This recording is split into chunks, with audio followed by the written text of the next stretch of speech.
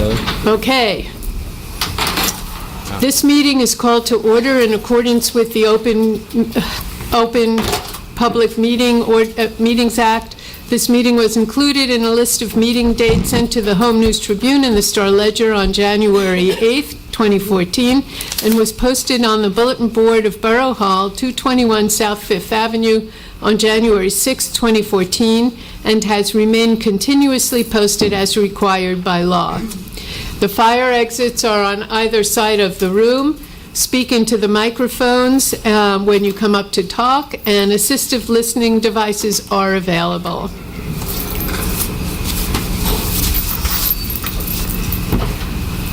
Okay. Chief, would you lead us in the Pledge of Allegiance, please? Allegiance to the flag of the United States of America and to the republic for which it stands, one nation, under God, indivisible, with liberty and justice for all. Roll call, please. Mayor Brill-Mittler, Here. Councilman Erickson, Here. Councilwoman Foster Dublin, Here. Councilman George, Here. Councilman Millay, Here. Councilman Potts, Here. Councilwoman Welkowitz, Here. Borough Attorney Schmier, Here. Borough Administrator Kovac. Here. May I have a motion to approve the minutes of the regular and conference meetings held August 5th, 2014 as distributed? Motion? So moved. Do I have a second? Second. Thank you. Is that a roll call? Get your all in favor. Okay, all in favor? Aye. Okay. And we have a new police officer. Chief, would you like to come up and say a few words? Good evening, everyone. Tonight, I have the pleasure of introducing you to our newest police officer. Her name is Elena Giles. I'm going to ask Elena to please step up here. I'd also like my two lieutenants, Lieutenant Baccello, Lieutenant Hamill, and Captain Dalton to join me in this. Tell you a little something about Elena before the oath is administered. She's a graduate of Rutgers University and holds a bachelor's degree in criminal justice. She's also a graduate of the Burlington County Police Academy, where she put herself through the alternate route program. Graduated in 2008. Right after she graduated, she joined the Middlesex County College Police Department as a full-time police officer. And since May of 2013, she has held the rank of sergeant at the college. She's originally from South Jersey. Happily, she now resides in Borough, Highland. Along with being an experienced police officer, she possesses specialized training in numerous areas of policing. We're very fortunate that Elena has chosen to further her career with our police department. And tonight, her oath of office will be administered by our mayor, Mayor Gail Brill-Mittler. And I would also ask Elsie Foster Dublin, our chair of public safety, to come and join in this. And I have the honor of being chosen to hold Bible for this moment. I would be happy to do that.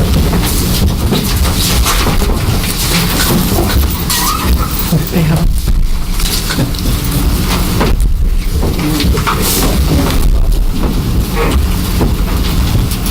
Can you repeat after me? I, Elena Giles, do solemnly swear or affirm that I will faithfully, impartially, and justly perform all the duties of the office of police officer according to the best of my ability. I do further solemnly swear that I will support the Constitution of the United States and the Constitution of the State of New Jersey, and that I will bear true faith and allegiance to the same and to the governments established in the United States and in this state under the authority of the people. So help me God.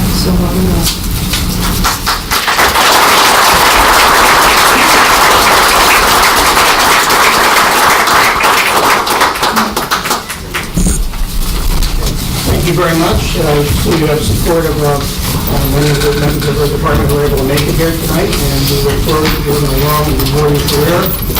And I would be remiss if I didn't thank the police director of Middlesex County College, who your loss is our gain. Laura Callahan, another Borough resident. Thank you very much. Yeah, good one.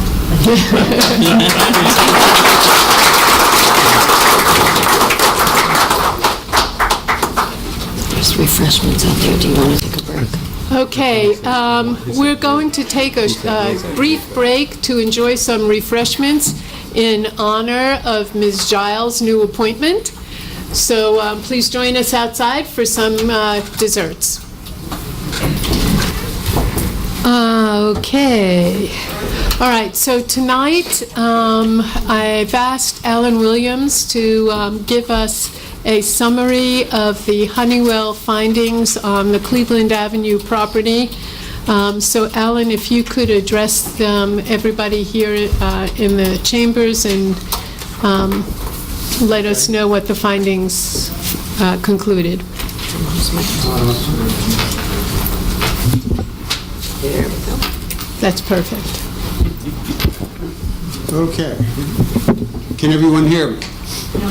No? I don't think it's on, but I Yes, it is. Just, you have to hold it closer.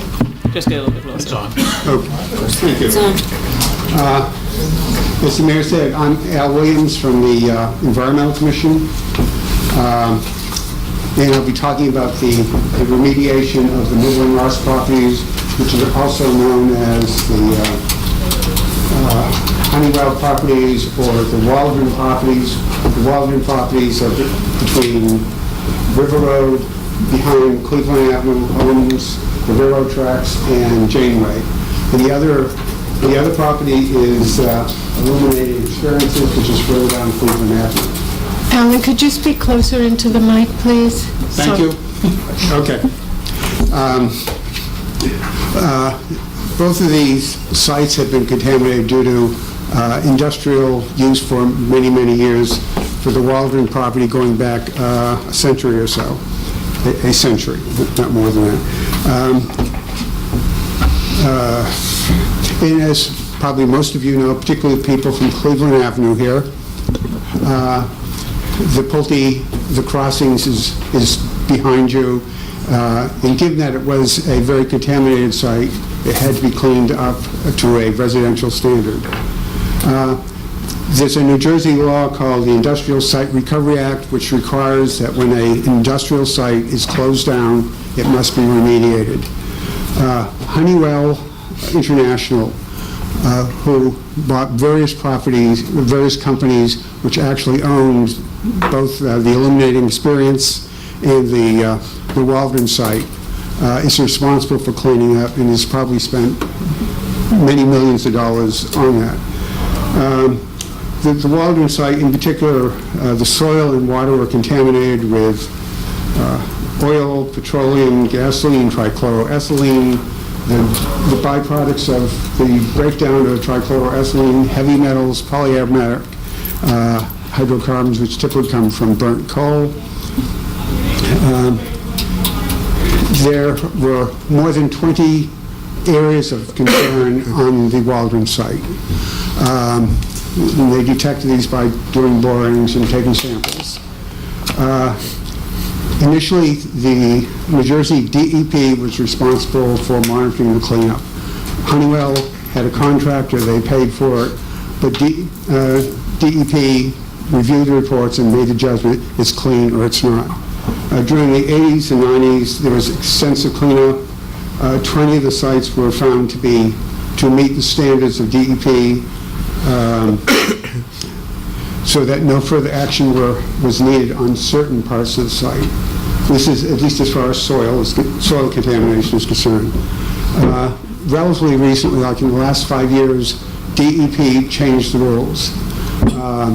They no longer made the decision as to whether a site met standards or not. It was outsourced to a licensed site remediation professional. Only the DEP could come up with that. And the decision-making was outsourced. They do do not work for the contractor who's doing the remediation. And the particular one that Honeywell International is using is well-known, and he would be at least as tough as DEP, probably more so.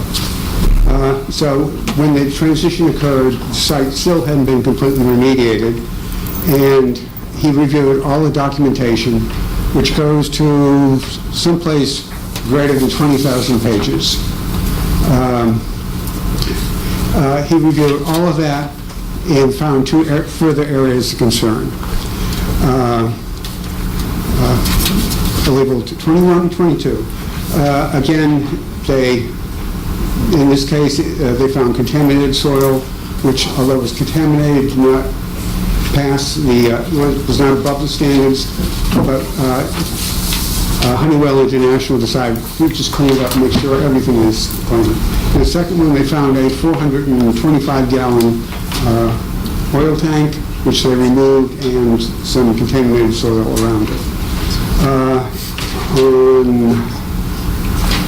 In June 24th, the licensed site remediation professional issued the final report saying this area meets standards, will meet the residential standards for building houses, which is, I think, important to the neighbors and to future people who will buy it. At this point, we've talked just about the soil contamination.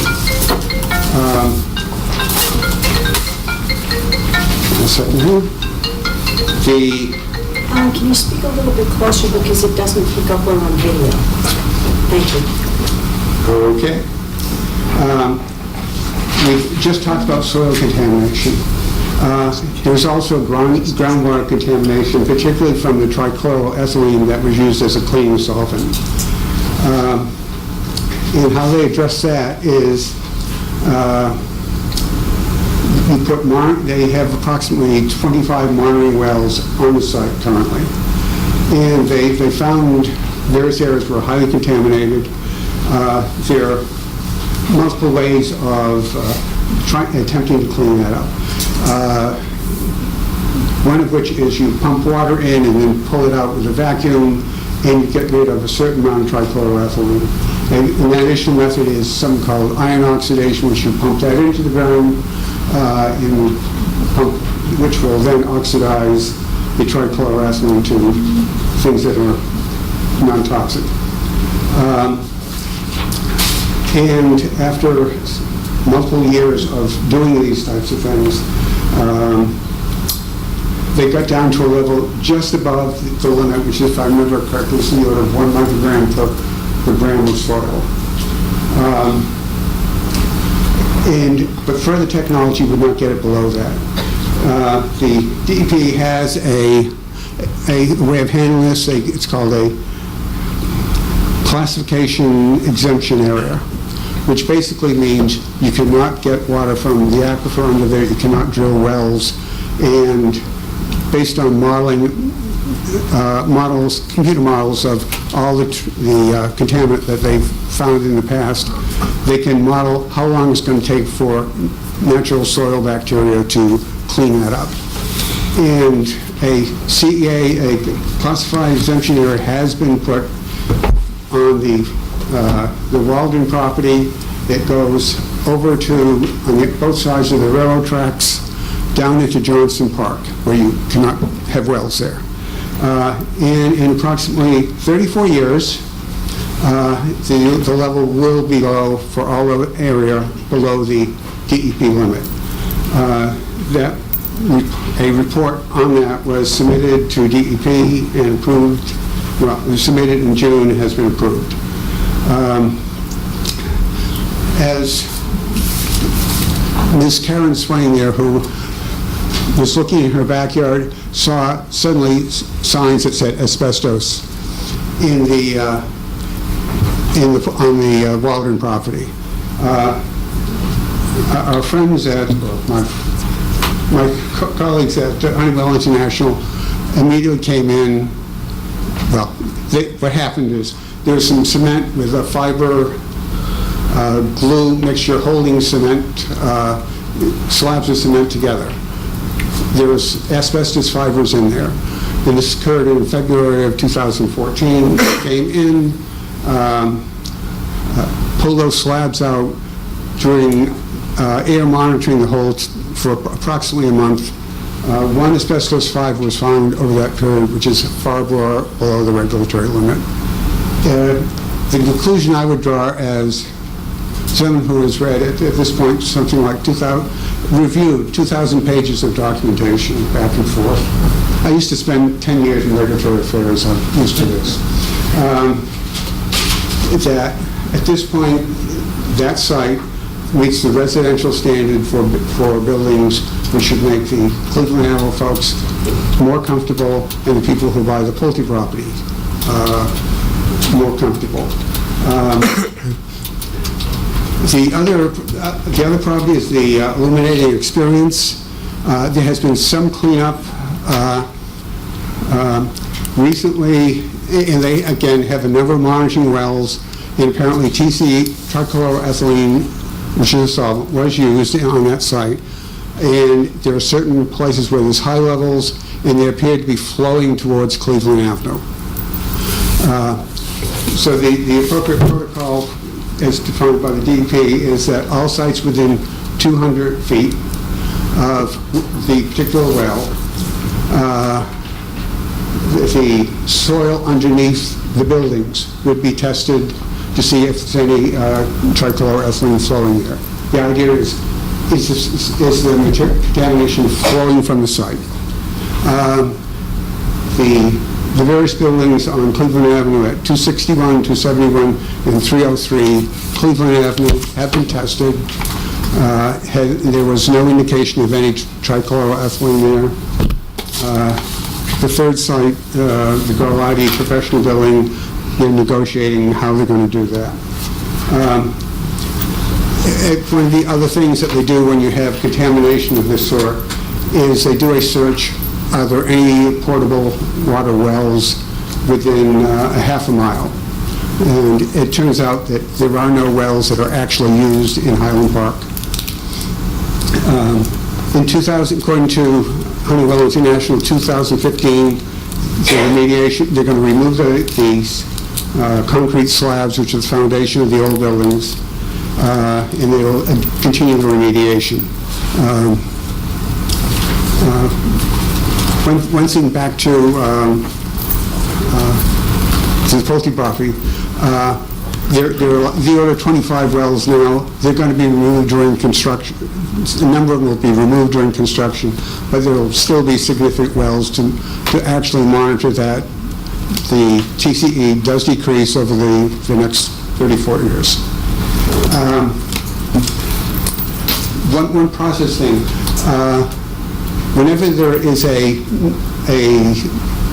new home, new construction, typically there is a site application that goes to the planning board and the zoning board of appeal.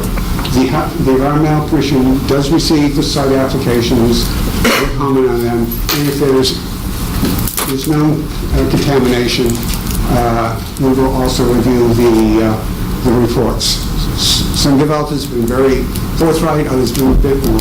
But we always check, we always do a reasonably good job at reviewing them to make sure that that future housing will be in a safe area. It's a DEP responsibility and the LSRP's responsibility to trust and verify. That's it. Okay. I haven't bored anyone here. No, does anyone have any questions Yes. that Alan might be able to answer for you? Can you, I think you need to have him give his name and address and speak into the microphone. Come on down, Lou. Lou? Take the microphone. Might as well take out the speaker. Probably separate it from the Yeah. the stand. Just partially. Yes.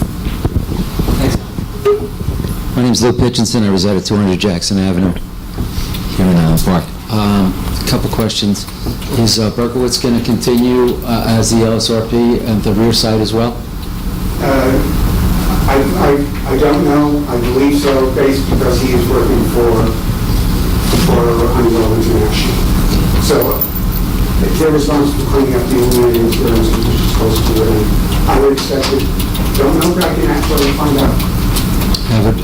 It seems that it may be advantageous to have the individual who was familiar with the front side continue as oversight in the rear, so.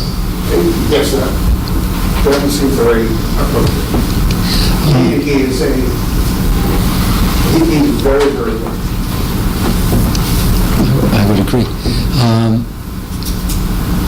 You mentioned briefly about the illuminating experiences site as to clean up to continue or begin again in 2015.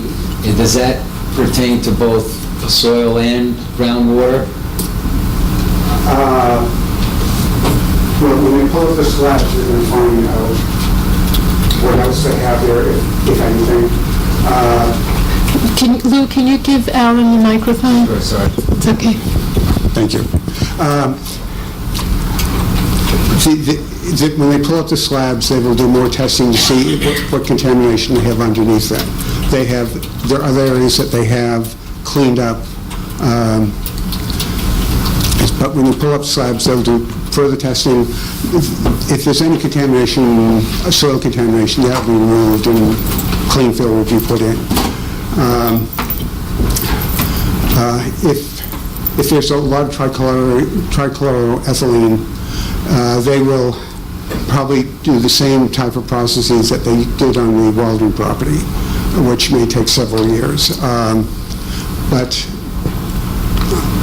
they have found some already. Presumably they will continue to remove all of that, and they'll probably go to the CEA again. The process where they get down to certain levels and they just let the soil bacteria take care of it and follow it for whatever the model suggests it should be. As a follow-up to that, and I'm not so sure if you would know the answer, maybe Borough Attorney could weigh in. Has the responsibility for the various cleanups on the rear side, the illuminating experiences, been resolved among the three parties? I have no idea. Lou, as far as we know, it remains Honeywell's responsibility. And they've accepted that? The last I heard that there was considerable discourse among American Properties, Honeywell, and Bernie Gross. The reports we've received that they've accepted it and they're cleaning it up. Thank you. Thank you. Thanks, Lou. Anybody else? Larry Perfetti, 214 Cleveland Avenue.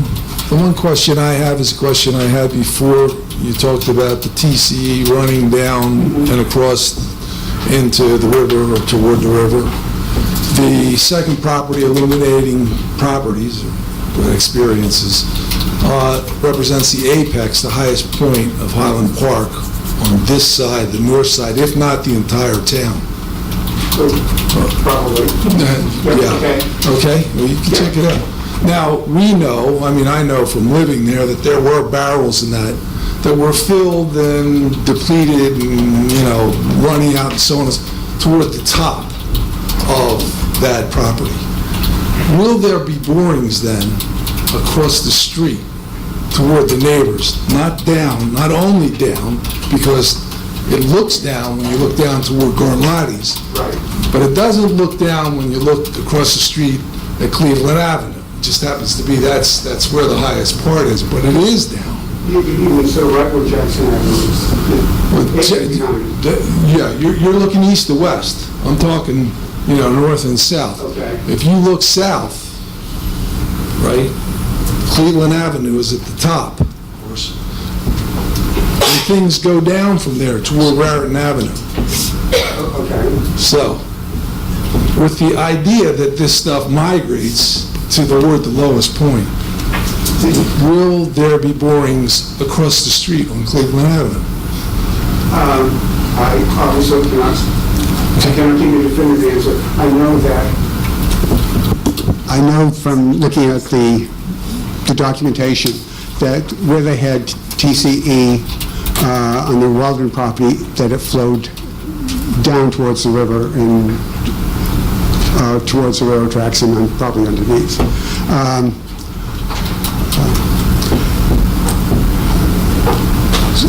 Well, if and when the site is developed and there's documentation that's released to the public, we can find out.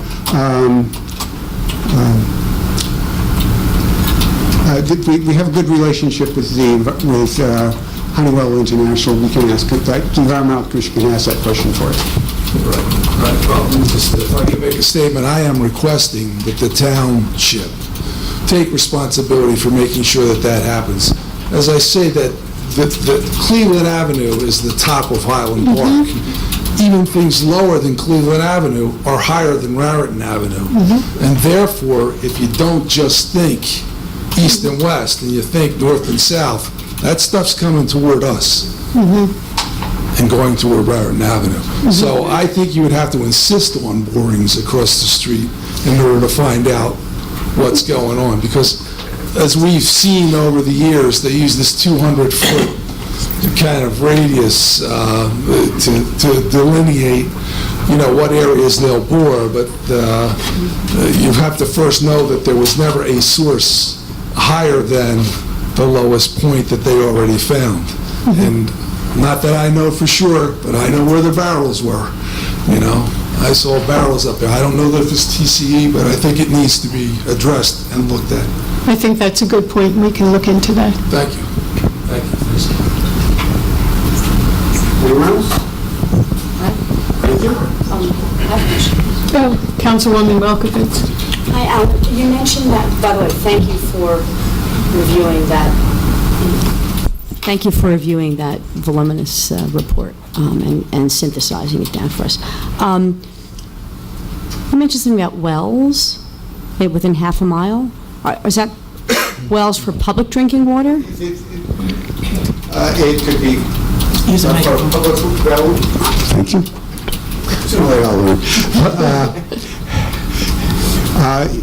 Either public wells for drinking or for irrigation. It's only for public wells, not private wells? Wells in New Jersey have to be, documented by DEP.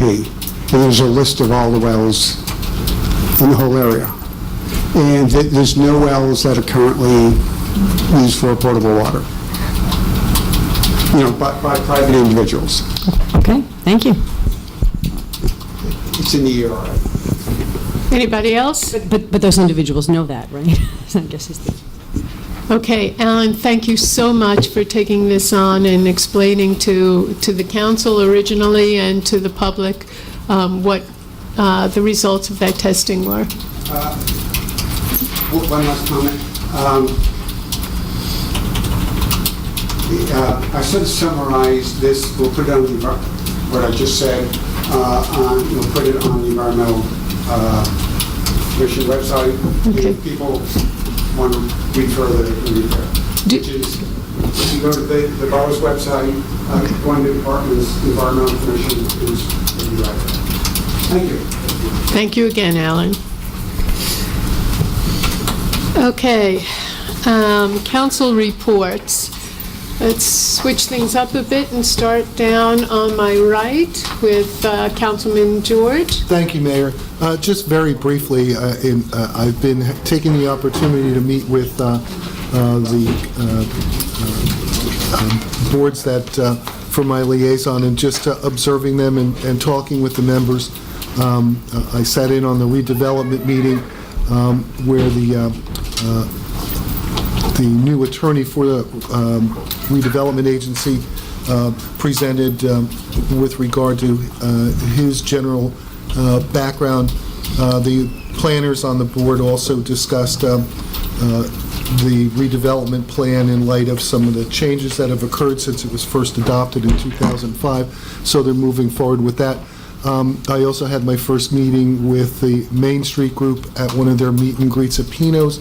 That group, even though it was the middle of the summer and vacation, they are quite a sociable group. They all met. Some potential new merchants in town were at the meeting to discuss generally and share thoughts about their business. And I also met with the design committee of the Main Street group, who were reviewing some sign applications, and attended a short presentation by the mayor and business administrator with regard to some ongoing questions that they had with regard to some of the issues that have been raised in prior meetings. So otherwise, they all seem to be moving forward, and now that September's here and the vacations are over, they'll be moving forward. Thank you. Councilman Erickson? No report. Okay. Councilman Millet, Council President Millet. That's right. Okay. Some very good news. We've awarded the bid for the Shade Trees Commission's street trees. They'll be purchasing those soon. So thank you to the Shade Tree Commission for all their hard work, and we look forward to, and so a lot of residents look forward to their new trees in the fall. On the issue of the sidewalk improvement program, we're about 75% complete. So that is moving ahead, and that's good to know. But I want everybody in the borough to realize that, as with any process, it's we're always looking for feedback. We can do things better, and as time goes on, we'll be doing this yet again because sidewalks will be in need of repair. So any feedback would be welcome because we can do a better job. And I believe it was approved last council meeting, but we have put out a RFP for what is called an energy aggregation proposal, and what it would be, a consultant, what it would be is that the borough would essentially go out to bid for power for everybody in the borough, thus hoping to get a lower price, but also give us the opportunity to mix in greater percentages of green energy. But right now, we're still waiting for the bids to come back, and from there, we'll move forward as far as picking the right consultant to get us the best deal. But long and short of it is we should be able to provide cheaper electricity costs to the borough through this process. And that's it. Thank you. Okay, thank you very much. Councilwoman Foster Dublin?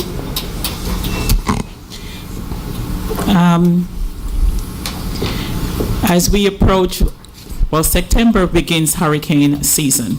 Well, it actually started in June, but we're coming up on where we're going to be seeing changes in the weather. And as we prepared for the winter season, we have some information that's available on our website under the Office of Emergency Management.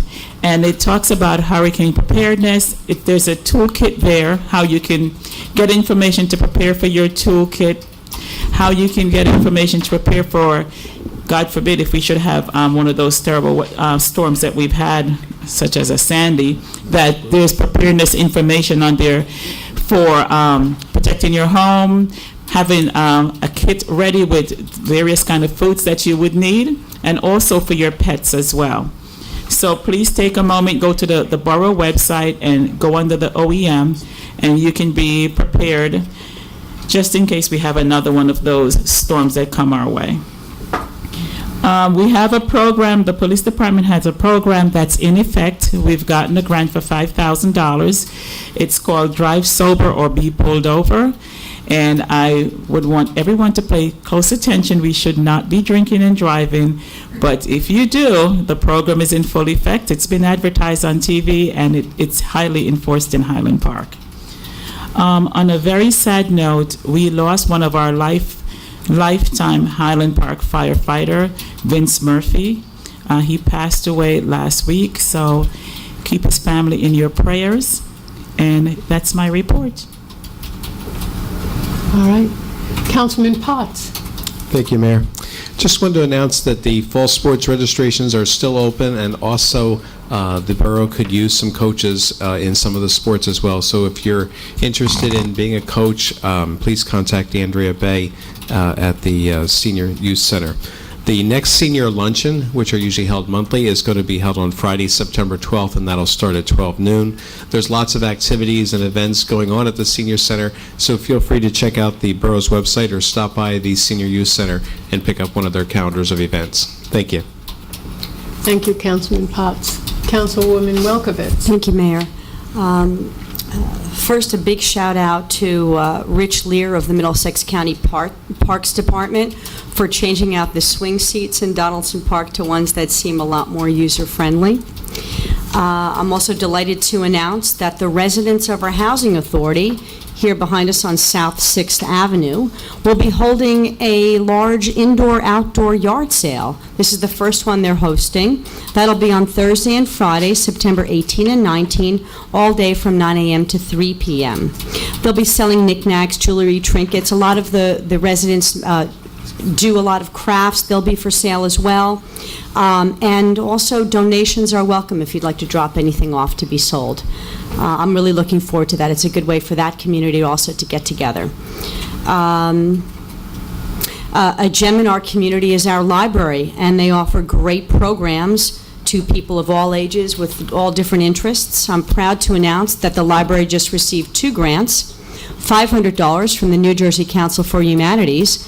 That will go towards a program in October celebrating the 350th anniversary of the state of New Jersey, and a very generous donation of $2,000 from the Target stores, and this will go to children's programs under the topic of Around the World in Stories. Also, just a reminder that the Highland Park Public Library has an Amazon Smile account. 0.5% of your total purchase goes to our library to help them fund program. It doesn't seem like a lot, but if you add it all up, especially as you get towards holiday season, your donations will all add up throughout town. Simply go to the Highland Park Library website. It's www.hpplnj.com. Scroll down a bit and you'll see it'll say Amazon Smile. Click on that. If you've already got an Amazon account, it will help connect you to that. And then whenever you make a purchase on Amazon, it will bring up the Smile account. Click on that. Make sure you're on the Amazon Smile system when you're making your purchases. So thank you for that in advance.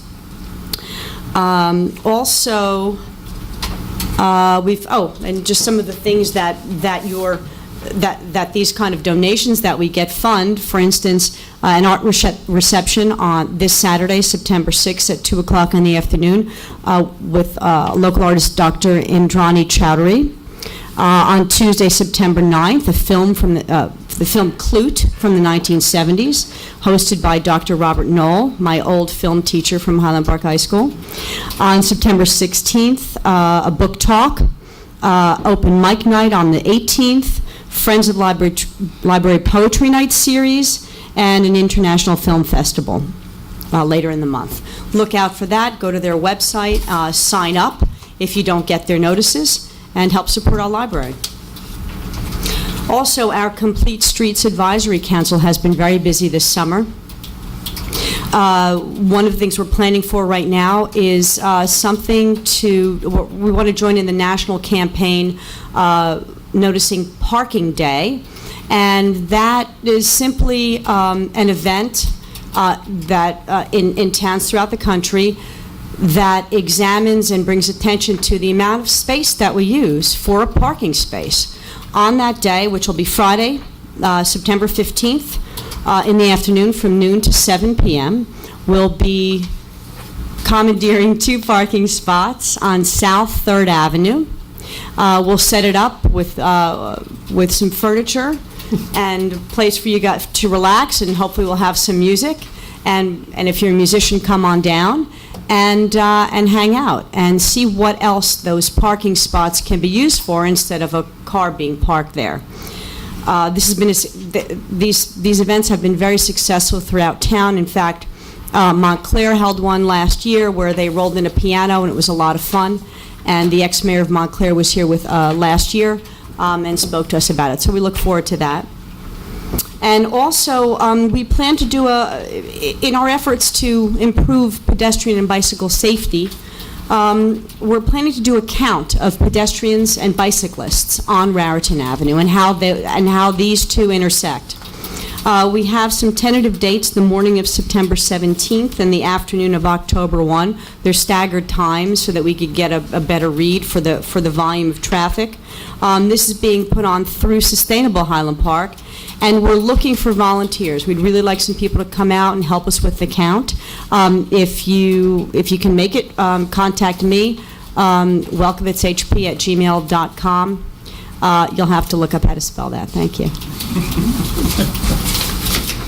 Thank you, Councilwoman Welkowitz. Borough Administrator, do you have a report? No report. Borough Attorney? And no report, Madam Mayor. Okay, I do have a few things. Councilwoman Foster Dublin mentioned the passing of our former volunteer firefighter, Vincent Murphy. We also lost this past weekend former Mayor Herb Tansman.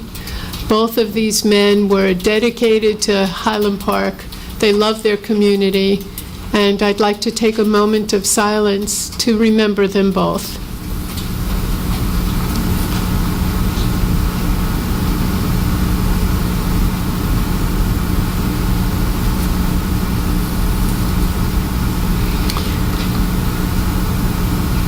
Thank you. You'll be seeing some changes coming in the next few months along Raritan Avenue. We recently signed an agreement with PSE&G to switch out the heads of the street lamps on Raritan Avenue so that we would have better lighting. PSE&G is going to do that for us at no charge. And we will be adding some additional pedestrian lights to these poles so that the streets are better lit, the streets that we walk on. Additionally, at some point this year, we were hoping it would happen by the end of August, but it did not. We will be getting from the DOT some sharrows that will run along Raritan Avenue. A sharrow is a shared lane. You've probably seen many of them in Princeton and New Brunswick and other municipalities. It alerts both car drivers and bicyclists to the fact that they are sharing a lane and that they should take caution as they're using that lane. For us, this is a big step forward for our Complete Streets program to ensure better safety for our pedestrians and our bicyclists. There will be some educational materials that we will make available, at least Complete Streets, I think, is going to make available to our residents and also to people who drive through Highland Park on how to use the sharrows. One last thing, September 20th, Main Street will be having its annual Arts in the Park, so keep an eye out for that. Should be a wonderful event. It's a highlight of our year and one of the borough's favorite Main Street activities. Okay, is there any public discussion? Okay. Gentlemen, microphone's right here. Hi, Ron DeVilla, 69 Lincoln Avenue. Quick question for Councilman George. With regards to the, revamping or revisiting of the redevelopment plan, is this going to be continued by Wallace Roberts Todd again, or is there a new architect planning firm? No, it's to clarify, and you can attend the meetings as well. They're public. The board itself is taking a look at it along with their attorney, just to see if there are any needs to revisit parts of it as they discussed. There are several planning professionals on that board, so they thought that it would be very helpful for them to, as they begin to focus a little more, I want to say specifically on actual, rather than an overall concept. They wanted to look at it just to make sure that it's up to date and that they're working with latest data Again, the plan was from 2005. The planning professionals are very current. They know what they're doing. They seem to be very motivated to do it. They're looking at it themselves. If you have any additional questions about the redevelopment agency, the chairperson of the agency is here, and I'm sure she'd welcome any questions. Thank you. And her name is Roseanne Borough, just so you know. Do I have any other comments? Yes, Matt Hirsch?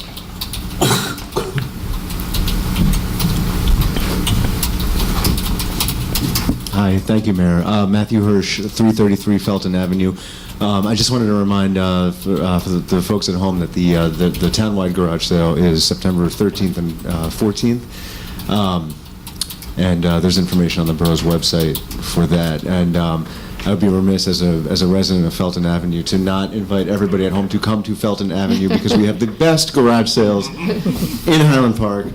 No offense to anybody present. I also just just for my I'm chair of the Public Information Committee, and I just wanted to for my benefit, but maybe also for the folks in the room who I'm presuming are here because of the discussion on Honeywell, but particularly for the two reporters in the room and for the folks at home. Is there an overview maybe of what is happening over on that property?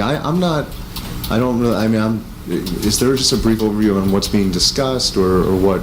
Just a little bit of history. And thank you, Alan, for that for your presentation. But and perhaps I'm the only one. I don't In terms of what? What do you mean? A review of the housing plan or I don't know if there is a general overview, but it's something we may be able to develop. Some of, like I said, part of it was part of a litigation process. One half was resolved, the other is still in process, so that's limiting right there. But I think in general terms we can probably draw something up, especially if and when the second half is, let's say, or at least come to some sort of agree on certain aspects, and then we can probably move forward. But it's we could do that. So there's no there's no plan or proposal in place yet. This is for the lower section, yes. There's a project that's gone through the planning board, and they're moving ahead on construction. Got it. The other is in litigation. Okay. Correct. Elsie? Councilman Millet, I would like to add, is it possible that Alan can put a brief synopsis of what he described earlier? Put something brief on the website so that will be present for persons, not necessarily going into the environmental website to look for it, so it's easily accessible. Well, we could probably post that on that document. I think that would answer some of the questions that persons have. Post it both on the borough website and on the whatchamacallit. That shouldn't be a problem. Excuse me, I have to go. Matt. You were asking about what generally went on at the Walden property, or just the history precedes me, and I think maybe some folks who just are, might not be aware of just what's happening over there. I think that's. it was an industrial property up until the 1970s. Alan, could you speak into the microphone? Thank you. The property was an industrial site until like the early 1980s. Then they stopped. It had to be remediated. But for almost a century, it was an active site where they did manufacturing of all sorts of things. Then it's sort of, in the 1980s, they started remediating it through the 80s, the 90s, continuing now. And it's now been deemed as suitable for building condos and such, which is what is happening at the Pulte property, what Pulte is now doing at that property. Thank you. Thank you both. Any other public comment? Sir?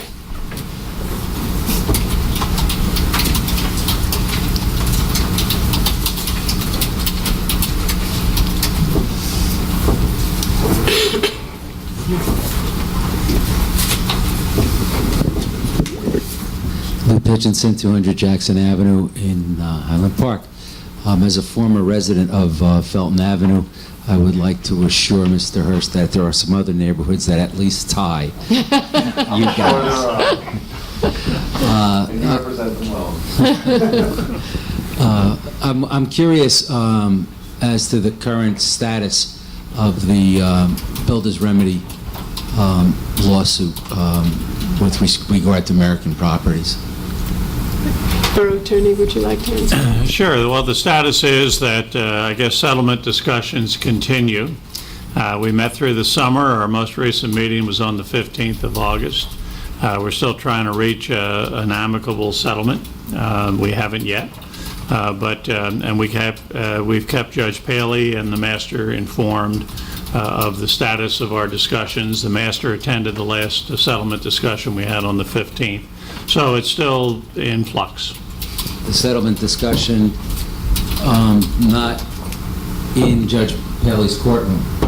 No, the settlement discussion is between us and American Properties.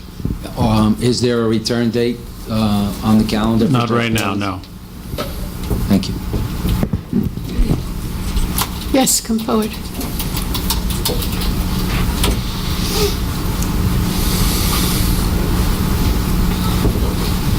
My name's Ted Weaver. I live on 289 Curls Road.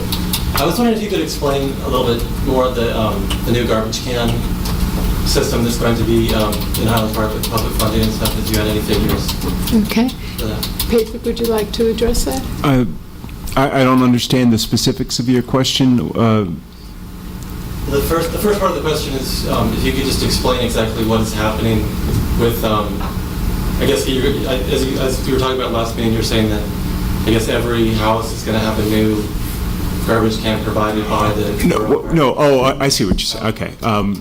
The borough has gone out to purchase a newer type of garbage truck, and this will allow a single operator to both be driver and operate like an arm, a boom, to pick up certain, the cans, and so it'll free up guys to work on other projects.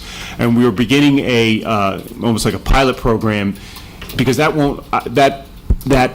machine won't be capable of going into every neighborhood, but where it can, we plan to use it. And part of the pilot program would be to use certain grant funds from the recycling program, and I'll get the specifics to you, but essentially purchase the right types of garbage containers that can be, picked up by this one-armed, garbage truck in a sense. So that's really what we're doing. Since we've bought the truck, we want to make sure it works, so we are going and providing new garbage cans to a certain target area where we think this truck will have the best use. Will there be one garbage can and one recycling bin, or is it just for garbage? Right now, it is. This is, I think there's going to be one of each. I'll have to. Yes. I'll double check the facts, but yeah, we had a committee meeting in August, and we went out and we're getting bids on the various containers. But yes, it would be to provide a garbage can and a recycling container. Do you know when exactly that will begin? No, I'll have to get. We just went out to. It's dependent on the purchase of the actual delivery of the truck, but we plan to have a committee meeting the first week of this month, so I'll be able to get back to you on the specifics.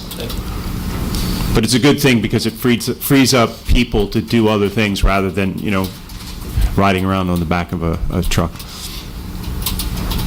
Any other comments, questions? I'm going to get this. Okay. Clerk is going to report on advertising lease ordinance for the capital equipment and improvement and financing program of the MCIA for consideration of passage on final reading by title.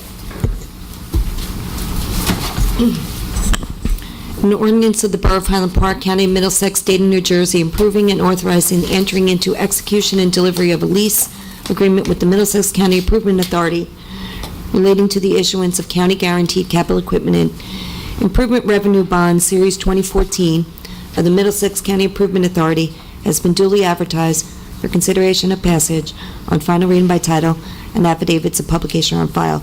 The ordinance was posted and made available for public inspection as required by law. Okay, may I have a motion to take up the ordinance on final reading by title? So moved. Second? Any comments, questions? That's public hearing. Nope, public hearing. Okay. 914-254, resolution to adopt or reject and advertise ordinance on final reading by title. Motion to adopt? Second? Roll call.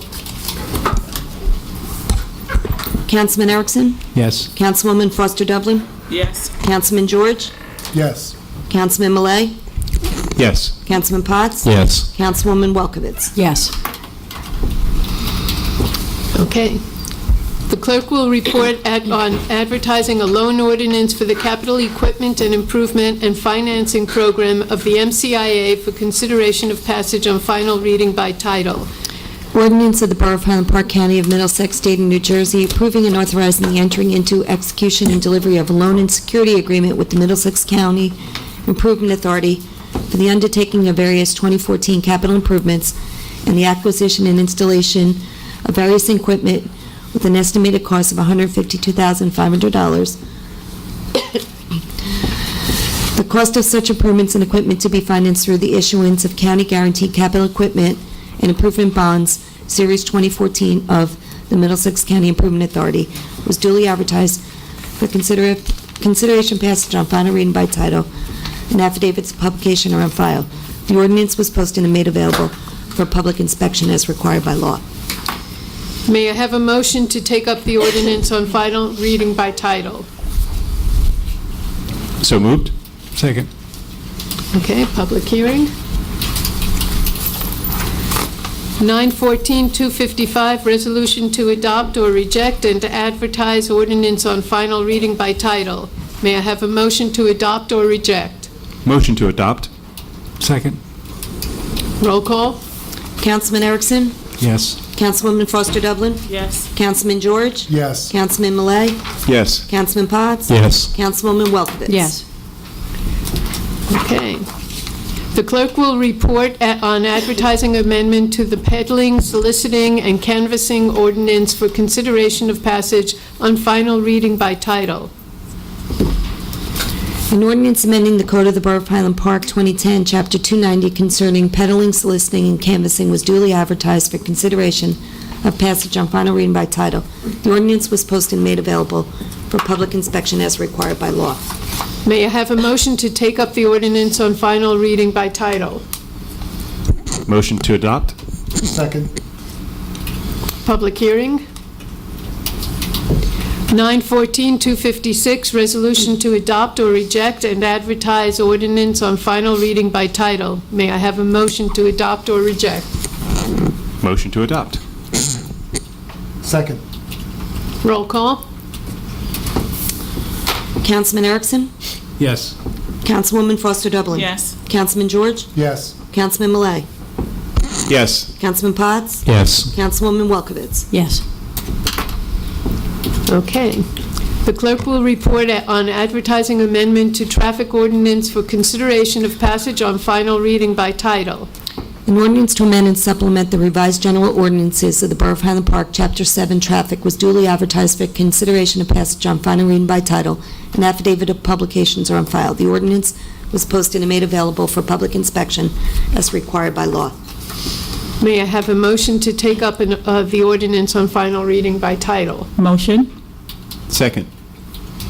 Okay, public hearing. 914-257, resolution to adopt or reject and advertise the ordinance on final reading by title. May I have a motion to adopt or reject? Motion to adopt. Second. Roll call. Councilman Erickson? Yes. Councilwoman Foster Dublin? Yes. Councilman George? Yes. Councilman Malay? Yes. Councilman Potts? Yes. Councilwoman Welkowitz? Yes. Excuse me, Mayor? Yes. I just wanted to point out that ordinance that you just passed will make South Fifth Avenue a two-way street again, starting on Friday. I just wanted to make sure everybody was aware of that. Will there be signs put up? Yes, we'll take care of the signage and stuff. We just wanted to make sure that that's what, on Friday, after it's advertised, that street will now become two-way again. Very good. It was made one, just to clarify, it was made one way during the heavy movement of the construction. So it's going to be right on time and advise everyone to drive carefully as they drop the kids off. But it's going to be made a two-way street again. Thank you. May I have a motion to adopt the following stored items? Oh, yes, Councilman Millay. I'd like to make a motion to separate out line item 26, which is the resolution to release the performance bond overlook at Highland Park. There were some issues raised, and I'd like time to get back to some constituents, and we can put it on the agenda for next meeting. So separate out number 26. Let's table that one. Table that. Need a second. Oh, that's a motion. May I have a second? Second. Okay. All in favor of tabling number 26 on the consent agenda? Aye. Aye. Okay.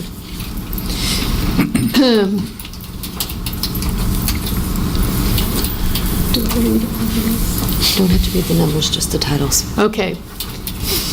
I'm going to need a motion to adopt the following items. Resolution to award tree planting bid, resolution to approve the bills list, resolution to approve the taxi operator licenses, resolution to amend annual salary resolution, resolution to appoint housing authority member, resolution to authorize payment to Hunter Technologies telephone system, resolution to approve facade and awning improvement contract, resolution to approve payment to public safety building architect, resolution to authorize execution of home improvement program agreement, resolution to authorize a reimbursement of unused funds for off-duty police services, resolution to credit water and sewer account 335 North 4th Avenue. Mayor appoints the following. You're done. I'm done. You need a motion to adopt? Second. Thank you. Roll call.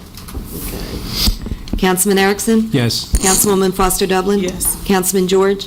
Yes, and let me please note that Resolution 261 names Allison George as no relation.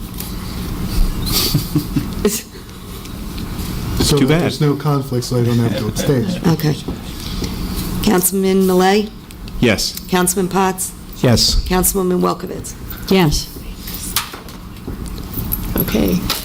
Now may I have... Now you can appoint. Okay. The mayor appoints the following. Gary Leslie, Cable TV Advisory Committee. Christine Thornton, Capital Improvements Planning Task Force. May I have a motion to confirm? So moved? Second. Roll call, please. Councilman Erickson? Yes. Councilwoman Foster Dublin? Yes. Councilman George? Yes. Councilman Millet? Yes. Councilman Potts? Yes. Councilwoman Welkowitz? Yes. Okay, I am appointing the following members to the planning board. Heather Wilkerson, Paul Linares, Stephen Nolan, and Stephanie Kim is alternate number 1. Stephanie will be a new member on the board.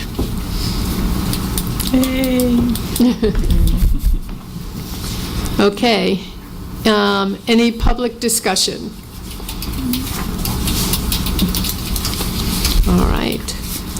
Without any further public discussion, we will